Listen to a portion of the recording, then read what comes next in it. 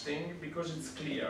It's not so easy to understand this graph, but once that you understood this this example that I made here, this graph has the nice feature of giving to you a visual perspective, which is very transparent and that you can show to the end users also. You can just show this graph, and once that they understood the mechanism, then it's clear the decision that you take.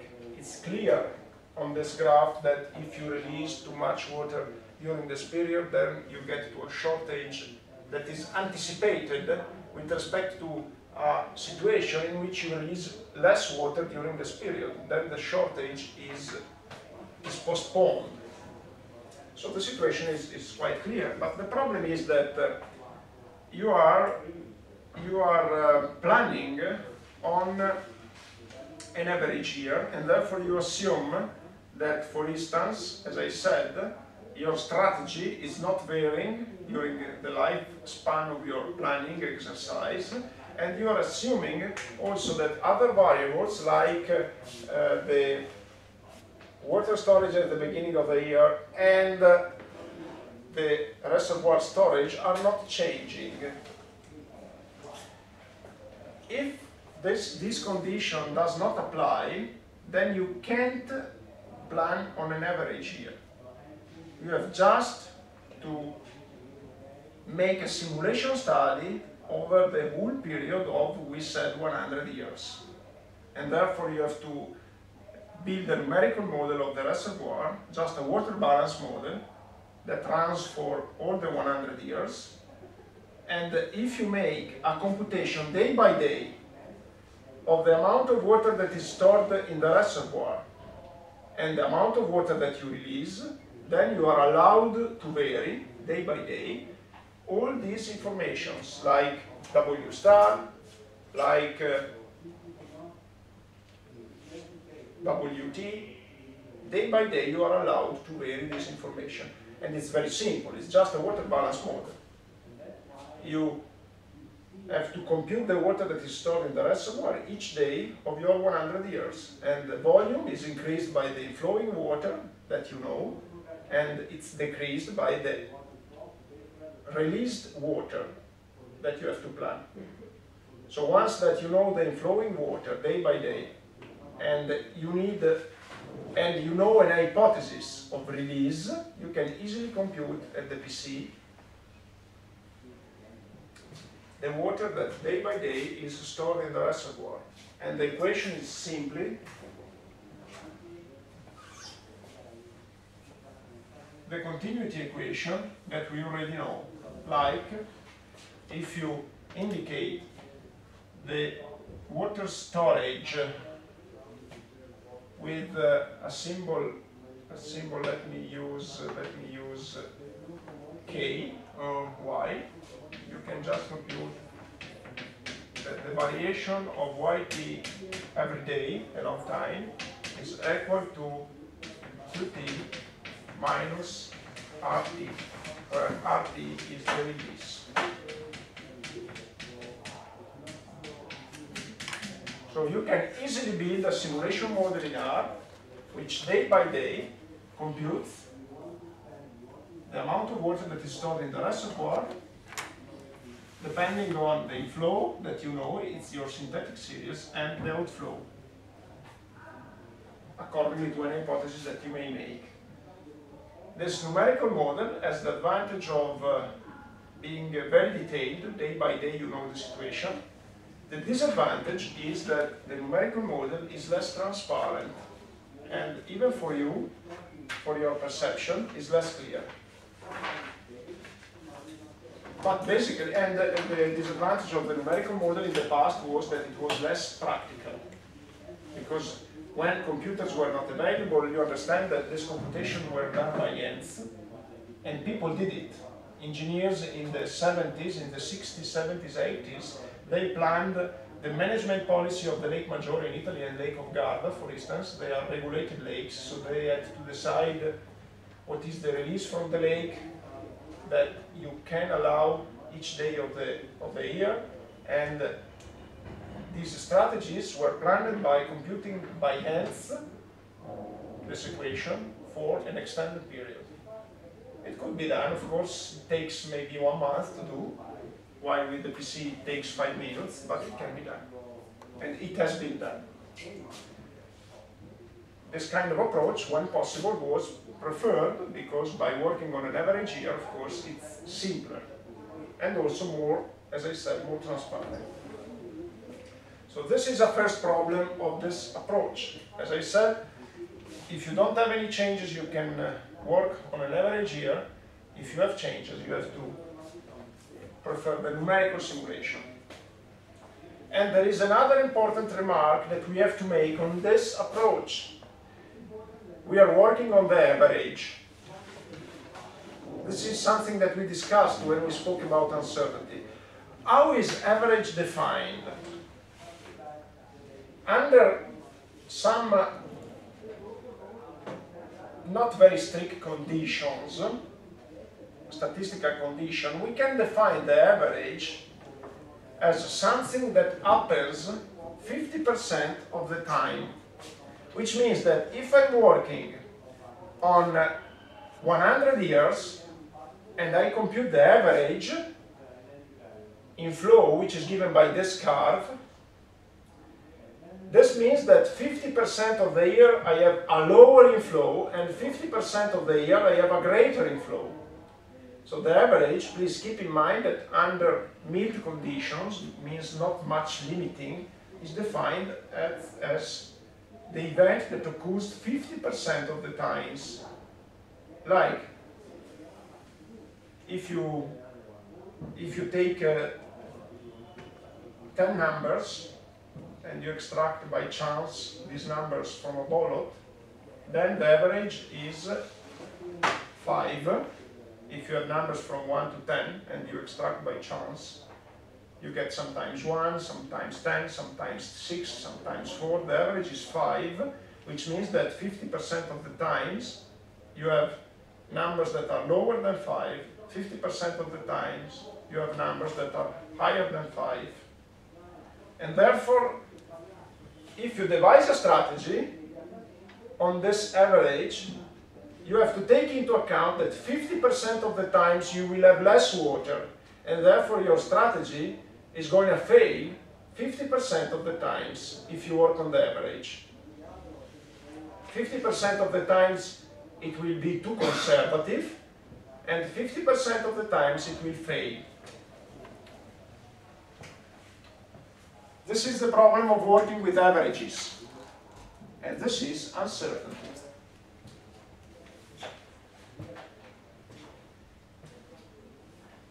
Now, what could be the solution to this problem?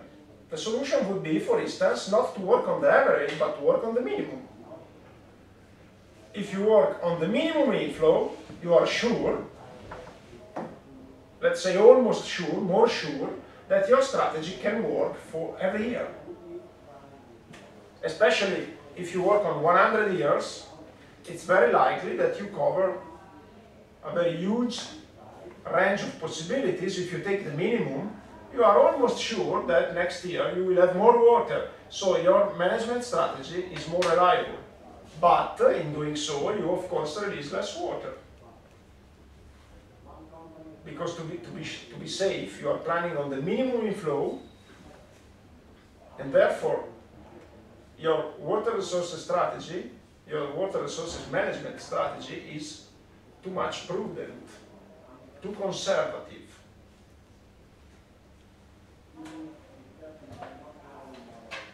But if you are not willing to take any risk, this is a possibility, an option. You work on the minimum. If you are willing to take some risk, you can work on the 10%, not 50%. The average, as I said, is 50%, which means that you have a 50% probability of failure. If you work on the 10% probability, you have a 10% probability of failure. Or you may want to increase to 20%. It depends on the problem and depends on your propension to risk. Here utility is slowly coming into play. Why should you tempted to risk more, because of course if your strategy is too conservative, you gain less money, or let's say less advantage from your strategy. Your strategy never fails, but conversely, on the other hand, is too conservative, which means that you are not using all the water that you have. So you build a reservoir and you are not fully exploiting the chances that the reservoir gives to you.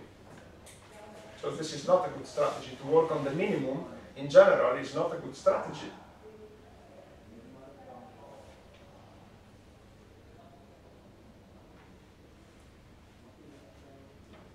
So typically, what you have to do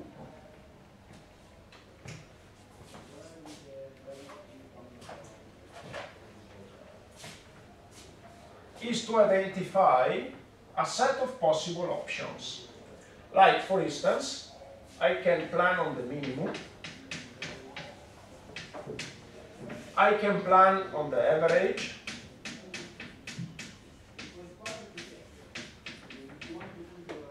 I can plan on the 10% or 20 or 40 or 60, and just by chance writing these options. You have to identify a set of options, a finite number of options. I say finite, but indeed with the modern computing resources, you can really extend this set of options. And it's important in any case that for increasing level of risk, you quantify this risk, namely, you compute the benefit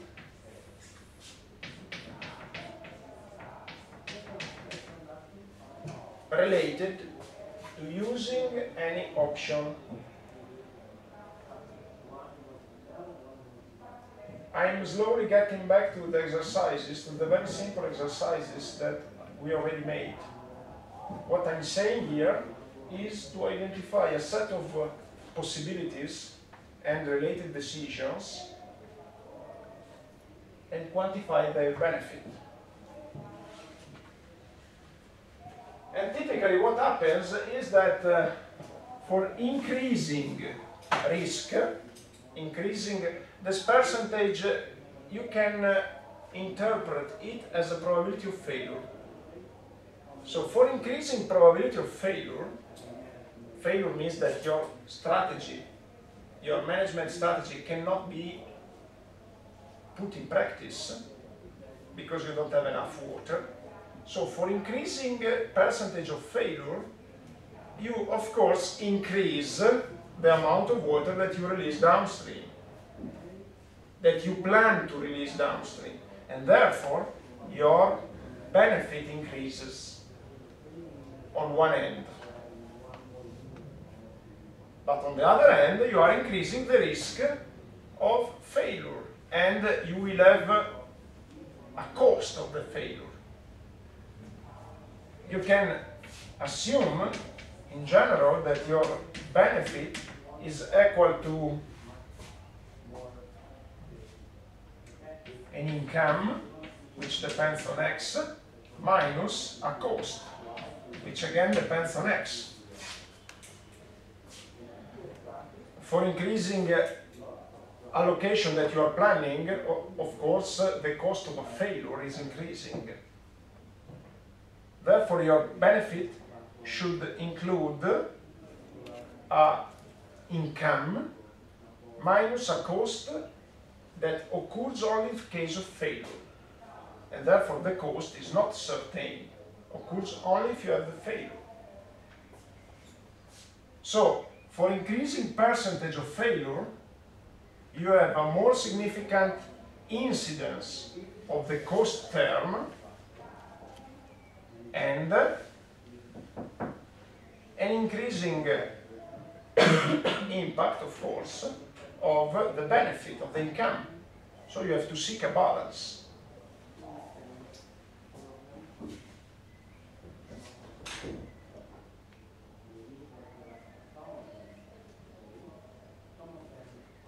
What you can do is simply to find the maximum of this benefit function without taking utility into play. You could identify the maximum of this benefit function. Look, as I said, the income increases for increasing release downstream, but also the cost increases, because increases the probability of failure and therefore increases the probability that this cost term actually occurs, and also increases the amount of the cost term. So there is almost for sure there is a compromise, because you know, if you get close to 100%, you get the cost term that is occurs for sure, and a very high release. So in typical application, if for increasing risk, you get this cost term that is prevailing over the income. So typically in applied problems, you get a percentage of risk that gives to you the maximum benefit. And in this case, you're just looking for the maximum benefit. You are not taking utility into play. This is a first option. You may decide in this way.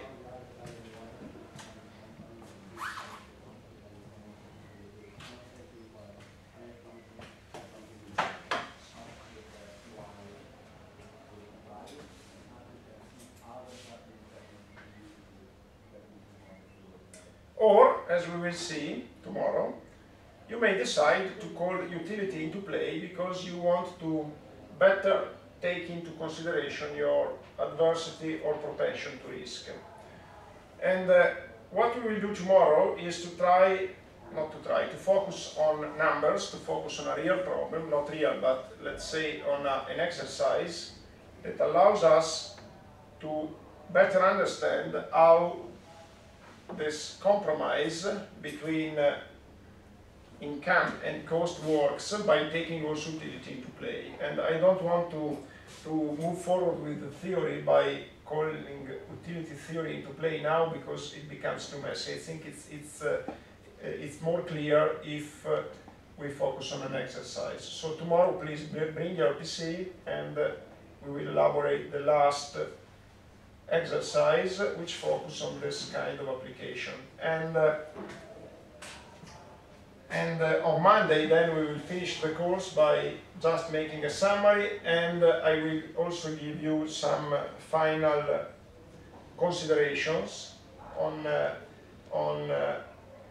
the course and on water resources management problems that will be not asked, will be not the subject of my questions at the exam. So on Monday is a closure lecture that is dedicated to a summary, maybe if you wanted to a discussion of unclear issues related to the general program, discussion on the exam, something of, let's say, more a chiacchierata between us than other. Okay, today I will stop here, and tomorrow again bring your PC. Grazie.